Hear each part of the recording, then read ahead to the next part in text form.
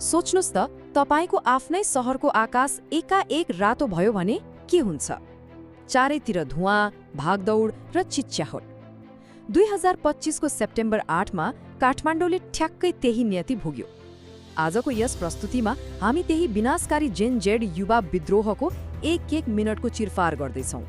यो कुनै सामान्य सडक आन्दोलन थिएन है, यो त एउटा सिङ्गै पुस्ताको ज्वालामुखी विस्फोट थियो। आउनुस्, हेरौँ त्यो दिन आखिर के भएको थियो। गोली चलाउने आदेश आयो, भाग्नुहोस्, गोली चलाउने आदेश आयो, भागौं। केही सेकेन्डमै पहिलो गोली पड्कियो। सेप्टेम्बर 8 को त्यो दिन जसले पुरै राजधानीलाई एउटा भयानक रणभूमिमा परिणत गरिदियो। सडकभरि रक्ताम्य विद्यार्थीहरू, धुवाँको मुस्लो फालिरहेका सरकारी भवनहरू र एउटा नयाँ क्रान्तिको दर्दनाक जन्म। तर तपाईको मनमा पक्कै एउटा प्रश्न उठिरहेको होला, आखिर कुरा यहाँसम्म कसरी पुग्यो? सुरुवात, अशान्ति र असमानता। अब कसरी भन्दा पहिला किनतिर लागौं। अवस्था कस्तो थियो भने नि, समाज दुवै ध्रुवमा पूर्ण रूपमा बाँडिएको थियो। एकातिर हुनुहुन्थ्यो नेपल किड्स, विलासी कारमा हुइकिने दुबई भ्याकेसन बनाउने 5 तारे होटलका पार्टीहरू अनि करोडौँको भ्रष्टाचारका कुरा। तर अर्कोतिर हाम्रा जेनजेड युवा, जसको भागमा थियो उच्च बेरोजगारी, असाध्यै महँगो शिक्षा अनि काम खोज्दै विदेश हिँड्नुपर्ने बाध्यता। यो आक्रोशको कुनै एउटा ठुलो नेता थिएन। भाइबर र डिस्कर्ड जस्ता एपबाट भ्रष्टाचार विरुद्ध युवा भन्दै यो आगो भित्री सल्किसकेको थियो। ठ्याक्कै त्यही बेला सरकारले एउटा यस्तो कदम चाल्यो जसले आगोमा सिधै घिउ थप्ने काम गर्यो। सेप्टेम्बर 4 मा राष्ट्रिय सुरक्षाको नाम लिँदै 26 वटा सामाजिक सञ्जालहरू एकैचोटि पूर्ण रूपमा बन्द गरिए, जसमा फेसबुक, टिकटक, युट्युब सबै पर्थे। युवाहरूको आवाज यसरी थुन्ने प्रयास नै वास्तवमा त्यो विद्रोहको सबैभन्दा ठूलो उत्प्रेरक बन्यो। 8 सेप्टेम्बर, एक मिनटको हिसाब। अब ठ्याक्कै त्यो दिनको टाइमलाइनमा जाउँ।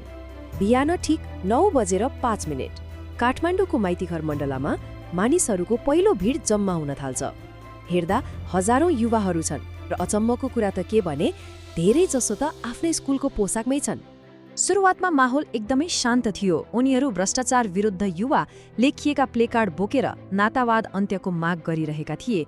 हातमा जोली रोजर झण्डा फहराइरहेका थिए। यो दृश्य हेर्दा लाग्थ्यो यो एउटा एकदमै शान्तिपूर्ण लोकतान्त्रिक अभ्यास हो। तर माहौल सधैँ यस्तो रहेन। स्थिति बिग्रिन धेरै बेर लागेन। बिहान 11:38 जाँदा हजारौंको त्यो विशाल भिडले अचानक प्रहरीको पहिलो घेरा तोडिदियो। अनि ब्यारिकेड टुट्यो। एकातिर प्रदर्शनकारीहरू रक्षा पंक्ति भत्काउँदै नयाँ बानेश्वरको संसद भवनतिर अघि बढिरहेका थिए भने अर्कोतिर प्रहरीहरू ढाल, हेलमेट र अश्रु ग्यास लिएर तयारी अवस्थामा तैनात थिए। तनाव साँच्चै नै एकदमै चरम बिन्दुमा पुगिसकेको थियो। दिउँसो 12:17 संसद भवन नजिकै अचानक पहिलो अश्रु ग्यास प्रहार भयो। एकैछिनमा चारैतिर धुवाँ फैलियो, विद्यार्थीहरूको आँखा पोल्न थाल्यो, सास फेर्न गाह्रो भयो र त्यहाँ पहिलो पटक ठूलो भागदौड मचियो। आज फर्कियौँ भने कहिले केही परिवर्तन हुँदैन, हामी पछि हट्दैनौँ। दिउँसो 1:43 यो त्यही कालो समय हो जब स्थिति पूर्ण रूपमा, भनौँ न 100% नियन्त्रण बाहिर गयो र देशको इतिहासको एउटा अत्यन्तै दुःखद अध्याय सुरु भयो।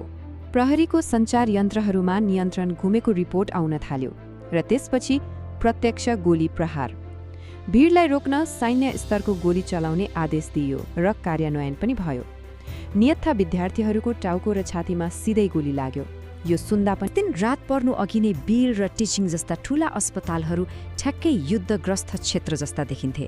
देशभरबाट आएका रिपोर्टलाई हेर्ने हो भने त्यस दिन 76 जना युवाहरूले आफ्नो ज्यान गुमाए।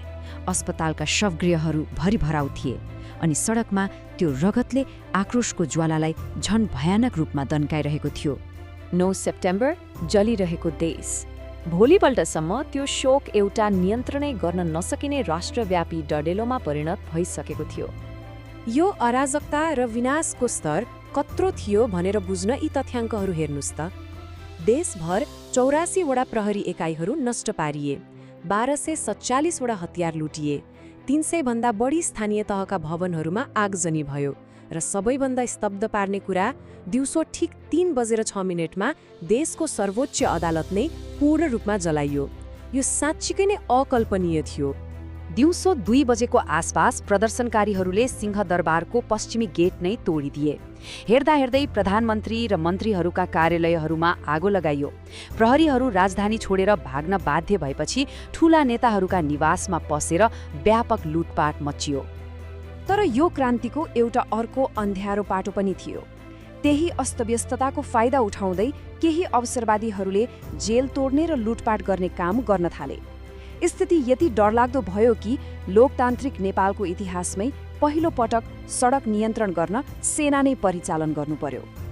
सडकमा हतियारबन्द गाडीहरू र मसिन गन लिएर सेना निस्कियो र कडा कर्फ्यूले सिङ्गो देश ठप्प भयो। यो अभूतपूर्व क्रान्ति र भयानक दबावलाई तत्कालीन सरकारले थेक्नै सकेन। अन्त्यमा प्रधानमन्त्री केपी शर्मा ओली हेलिकप्टरबाट भाग्न बाध्य हुनुभयो र राजीनामा दिनुभयो। साथै गृहमन्त्री रमेश लेखकले पनि राजीनामा दिएपछि जेनजेडको यो विद्रोहले सरकारलाई पूर्ण रूपमा ढालिदियो। परिणाम र समाधान। अब यो सबै आँधीबेहरी पछि के भयो त? त्यसतर्फ लागौँ। यो चरम राजनीतिक शून्यता र अस्तव्यस्तताको बीचमा काठमाडौँका मेयर बालिन शाहले युवाहरूको मागलाई समर्थन गर्दै शान्तिको अपिल गर्नुभयो, जसले एउटा नयाँ आशा जगायो। सङ्कटलाई तत्काल पार लगाउन पूर्व प्रधान न्यायाधीश सुशीला कार्कीलाई अन्तरिम प्रधानमन्त्री बनाइयो र त्यही राजनीतिक परिवर्तनको जगमा टेकेर मार्च 2026 को चुनावले बालिन शाहलाई देशको प्रधानमन्त्रीको रूपमा स्थापित गर्यो। तर जाँदा जाँदै यो घटनाले हामी सबैको अगाडि एउटा अत्यन्तै गम्भीर प्रश्न खडा गरेको छ। के ती 76 जना युवाहरूको अमूल्य बलिदानले हाम्रो देशलाई साँच्चै भ्रष्टाचारबाट मुक्त गर्यो त, वा यसले समाजलाई अझै गहिरो अन्धकार र कहिल्यै नसकिने अस्थिरतातर्फ धकेलिदियो?